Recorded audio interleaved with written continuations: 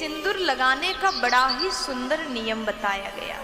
हर सौभाग्यवती नारी को, हर विवाहित महिला को सिंदूर लगाना चाहिए। सिंदूर का बहुत सुंदर महिमा शास्त्रों में भी वर्णन आता है। कहा जाता है कि हर नारी को सिंदूर जो अपने मांग पर वो धारण करती है, सदैव अपने पैसों से खरीद करके ही सिंदूर लगाना चाहिए।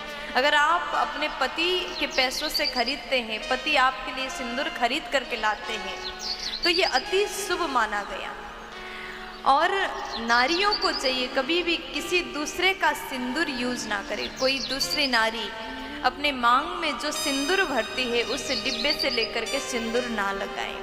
कई बार होता है, आप लोग किसी के शादी में जाते हैं तो एक ही डिब्बे से सब कोई सिंदूर लगाते हैं। दूसरी नारी का सिंदूर अपने मांग में भूल करके भी मत भरिएगा। सदैव अपने पैसों से खरीद करके ही सिंदूर को लगाना चाहिए। ये सिंदूर लगाने का नियम है। और जब आप सिंदूर लगाते हैं तो उठते ही तुरंत सिंदूर मत लगाइए।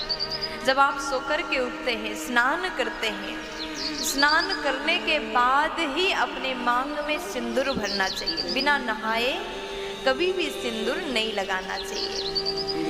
ये आपको विशेष ध्यान रखने की बात है। जब आप सिंदूर लगाएं तो सिंदूर लगाते समय पति के लंबी उम्र की कामना करके आपको सिंदूर अपने मांग में भरना चाहिए। अगर आप सिंदूर लगाते समय पति के लंबी उम्र की कामना करते हैं, चिंतन करते हैं, तो माता रानी आपको सदा सुहागन होने का आशीर्वाद प्रदान करती है। तो उसके बाद में कहा कि सिंदूर लगाते समय माता पार्वती का ध्यान अवश्य करिएगा। आप सिंदूर डिब्बे से उठाए तुरंत लगाए, ऐसा मत करिए। माता पार्वती का ध्यान अवश्य करिएगा। माता पार्वती का ध्यान अगर नारियां करती हैं तो मैया अखंड सुहागन होने का आशीर्वाद प्रदान करती हैं। ऐसा आप रोज करें। फिर उसके बाद में कहा गया कि सिंदूर ऐसी जगह में रखें जो आपके पास में सिंदूर की डिब्बा है, कहाँ पर रखना चाहिए? कहते हैं सिंदूर का गिरना शुभ नहीं माना जाता, इसलिए ऐसे जगह सुरक्षित सिंदूर को रखिए जहाँ से वो गिरे ना, बच्चों का हाथ ना पहुँचे, क्योंकि बच्चे खेलते खेलते गिरा भी सकते हैं। इसलिए सुरक्षित स्थान पर ही सिंदूर को रखिएगा। कभी भी गिरा हुआ सिंदूर दोबारा उठा करके लगाना नहीं चाहिए, इसलिए सिंदूर को गिरने मत दीजिएगा। इस बात का भी विशेष आपको ध्यान रखना चाहिए। फिर उसके बाद में मैं आपसे निवेदन करूं, सिंदूर जब भी आप मांग में भरे तो अकेले में ही भरें। किसी के सामने बैठ करके सिंदूर ना लगाएं। अगर आपके सामने बहुत सारे लोग हैं तो मांग में सिर में पल्लू डाल करके सिंदूर लगाइएगा, ऐसा बताया गया। फिर उसके बाद में कई बार आपने देखा होगा नारियां सिंदूर लगाती हैं तो अगर टेढ़ा मांग निकालती हैं तो टेढ़े साइड में सिंदूर लगाती, ये भी अच्छा नहीं है।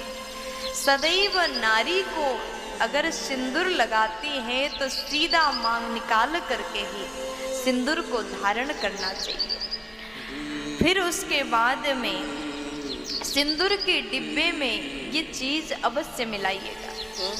कहा जाता है माता पार्वती को, माता रानी को आप सिंदूर चरणों में चढ़ाएं और मैया को अर्पण किया हुआ सिंदूर आप अपने सिंदूरदानी में, जिस डिब्बे में आप सिंदूर को रखते हैं, वहाँ पर माता रानी का सिंदूर अगर मिलाते हैं और वो सिंदूर को आप रोज धारण करते हैं तो नारियां सदा सौभाग्यवती रहती है।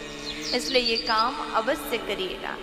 और एक और बात विशेष ध्यान दीजिएगा, सिंदूर आप धारण करते हैं, लगाते हैं तो सदैव सूखा सिंदूर ही आप मांग में धारण करें। वो गीला वाला लिक्विड वाला सिंदूर ना लगाएं, सूखा वाला सिंदूर ही अपने मांग में लगाना चाहिए।